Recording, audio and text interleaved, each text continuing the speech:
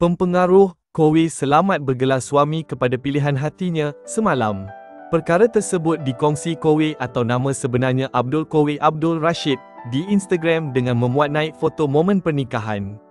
Lebih bermakna, majlis pernikahan tersebut diadakan di Greenwich, London, United Kingdom. Cukup sederhana dengan hanya dihadiri ahli keluarga, Kowe menyarum jubah putih dan pengantin perempuan mengenakan busana sedondon. Alhamdulillah, completing half of my DNW my other half, tulis Kowe syukur. Untuk info, Kowe yang juga beks penuntut di Madrasah Darul Ulum Zakaria, Johannesburg, Afrika Selatan itu mula mendapat perhatian apabila menganjurkan kelas mengaji online pada 2021 dan membuat kandungan menerjah orang ramai menyambung ayat suci Al-Quran. Tahniah dan selamat pengantin baharu buat Kowe dan pasangan. Terima kasih kerana menonton. Kalau anda suka video ini, jangan lupa untuk like, share dan subscribe. Kita jumpa lagi dalam video akan datang.